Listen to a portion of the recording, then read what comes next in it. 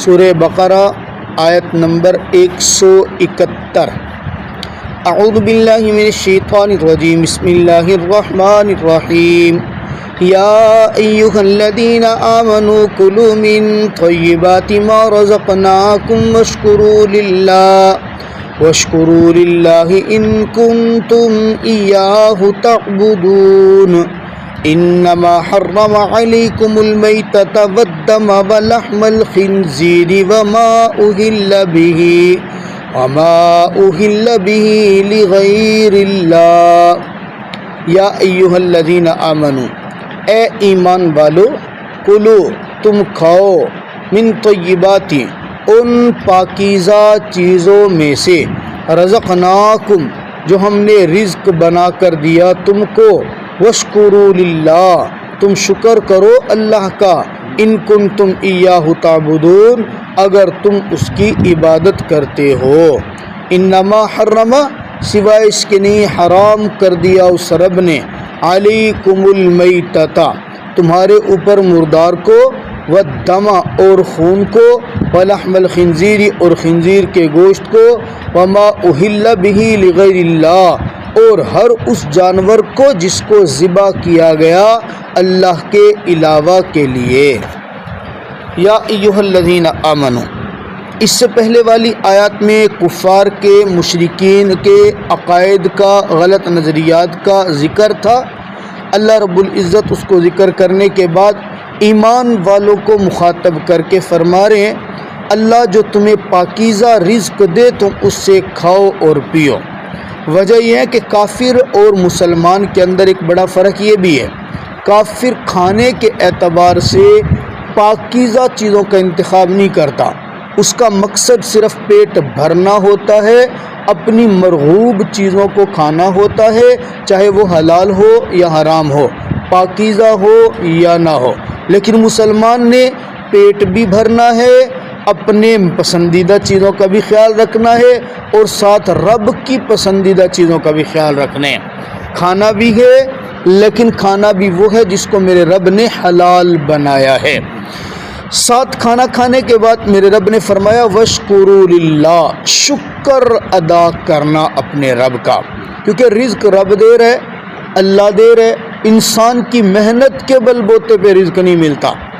رزق محنت کے بل بوتے پہ ملتا تو بیچارہ وہ جو صبح 8 بجے سے لے کے شام 5 بجے تک سخت کڑی دھوپ میں، سخت گرمی کے اندر اپنے کندھوں کے اوپر اینٹیں اٹھا کے مستری کو پکڑاتا ہے، مسالہ بناتا ہے، بھاری بھرکم وزن اٹھاتا ہے، پتھر توڑتا ہے، تو اس کا رزق زیادہ ہونا چاہیے تھا، اس کی دیہاڑی زیادہ ہونی چاہیے تھی، لیکن عموماً اس کی دیہاڑی تو وہی 500 600 700 روپے۔ لیکن بعض کو میرا اللہ اتنا نواز دیتا ہے، وہ بیٹھا بھاری ایک بہترین دفتر میں ہے اور زبردست قسم کے ایئر کنڈیشن چل رہا ہے، قلم پینسل بھی ہاتھ کے اندر اٹھانے کا موقع دن میں کبھی ملتا ہے، کبھی اٹھا لی کبھی نہیں اٹھائی، لیکن اس کا رزق میرا رب اس کو مہینے کے اندر پتہ نہیں کتنا دے رہا ہے، اتنا دے رہا ہے وہ شمار بھی نہیں کر سکتا۔ یہ رب کی عطا پہ ہے رزق، بندے کی محنت پہ نہیں ہے۔ اللہ کا انتخاب ہے کس کو کتنا دینا ہے اور کس کو کتنا دینا ہے۔ ہاں ہمارے ذمہ کام ہے تم شکر کرنا، واشکروا للہ شکر کرنا، شکر کے ساتھ خاص جز جوڑا، ان کنتم تعبدون ایاہ تعبدون، رب کی عبادت کرتے ہو نا پھر اس کا شکر بھی کرو، اس لیے کہ میرا رب 2 چیزوں سے بڑا خوش ہوتا ہے۔ پہلی چیز اس کی بندگی کی جائے، بندگی کیا ہو، اپنے آپ کو پست سمجھنا، اس کے سامنے بالکل کچھ نہ سمجھنا اور اس کو سب کچھ سمجھنا، اس کی بڑائی کا اقرار کرنا، اور دوسری بات اس کو ہم زبان سے کیا کریں، شکر ادا کرتے ہیں۔ یہ فطرت کی بات ہے، آپ کسی کے ساتھ اچھا سلوک کرتے ہیں، کسی کے ساتھ اچھی گفتگو کرتے ہیں، کسی کو اچھا اکرام کھانا کھلا دیتے ہیں اور وہ بدلے میں آپ کی تعریف کر دے، جناب شکریہ، تھینک یو، بہت اچھے ہیں آپ نے بڑا احسان کیا ہے، آپ میرا بڑا اچھا خیال رکھتے ہیں۔ فطری طور پر جب اگلا بندہ آپ کا شکریہ ادا کرے گا نا تو دل بڑا خوش ہوتا ہے، یار دیکھو اس نے میری محنت کی قدر کی ہے۔ بندے کا دل خوش ہوتا ہے. اللہ کی ذات کا جب بندہ شکر ادا کرتا ہے تو میرا رب ایسے ہی خوش ہوتا ہے کہ دیکھو دینا تو میں نے تھا ہی, بندہ ہے میرا, لیکن اس نے میرے لینے کے بعد نا اقرار کر لیا ہے, اور اقرار کیا, میرا شکر ادا کیا. پھر رب فرماتے لئن شکرتم لازیدنکم, تم شکر کرتے جاؤ میں اتنا خوش ہوں گا, اتنا خوش ہوں گا, تمہارے اوپر نعمتوں کی برسات کرتا چلا جاؤں گا. لئن شکرتم لازیدنکم, اتنا بڑھا دوں گا, اتنا بڑھا دوں گا, تم گن گن کے تھک جاؤ گے, ختم ہی نہیں ہوگا. ہاں وَلَئِن كَفَرْتُمْ إِنَّ عَذَابِي لَشَدِيدٌ, تم نے اگر ناشکری کی نا, تم نے اگر ناشکری کی, پھر یاد رکھنا میں کیا کرتا ہوں, پھر غصہ بھی ہو جاتا ہوں, اور غصہ ہونے کے بعد شدید قسم کا عذاب بھی دیتا ہوں. اور عذاب کی پہلی صورت یہ ہوتی ہے کہ جو نعمتیں میرے رب نے دی ہوتی ہیں میرا رب ان کو چھین لیتے ہیں, نعمتیں چھینتے, پھر جیسے جیسے نعمتیں چھینتی رہتی ہے ناشکری بڑھتی رہتی ہے. پھر ناشکری بڑھنے کے بعد میں ہی ملا تھا, تکلیف ہے یار, پتہ نہیں کیا مسئلہ ہے, دن بڑے اوکھے چل رہے ہیں, پتہ نہیں کیا مسئلہ ہے, میں سونے میں بھی ہاتھ ڈالتا ہوں تو میرا رب مٹی بنا دیتے ہیں, پتہ نہیں کیا میں, حالانکہ بنیاد کیا ہوتی ہے, اللہ کی ناشکری ہو رہی ہوتی ہے. بہرحال عبادت کے ساتھ شکر لازمی ہے. دیکھیں نا, کھانا کھانے کے بعد بھی باقاعدہ ہمیں حکم دیا آپ فوراً دعا پڑھیں, الحمدللہ الذی اطعمنا وسقانا وجعلنا من المسلمین. دعوت کھلائی تو فوراً حکم ہے اللہم اطعم من اطعمنی واسقی من سقانی وجعلنی من. کھانا شروع کرنے سے پہلے بھی بندگی کا اظہار ہے, بسم اللہ وعلا برکت اللہ, اللہ تیرے نام سے شروع کر رہا ہوں, دیا تو نے ہے, تو برکت ڈال, میں اس کے اندر کھانا کھانے لگ رہا ہوں. جو بندہ سنت کے مطابق بسم اللہ پڑھ کے کھاتا ہے میرا رب واقعی کھانے میں برکت دیتے ہیں. ہے نا, حدیث مبارکہ کے اندر ایک کافر آیا, کسی موقع کے اوپر آپ علیہ السلام کو کام کروانے کی ضرورت پڑ گئی, یا کسی صحابی نے کسی کافر سے کام کروایا, تو اس نے کہا مزدوری میں کیا دے گا, کہا مزدوری میں تو ایک وقت کا کھانا کھلاؤں گا. کہنے مجھے ایک وقت کا کھانا کھلا سکتے؟ کافر تھا, میں تو بہت زیادہ کھاتا ہوں. کہا ہاں ہاں کھانا کھلاؤں گا, کہ شرط یہ کھانا اس ترتیب پہ پڑے گا جو میں نے بتایا.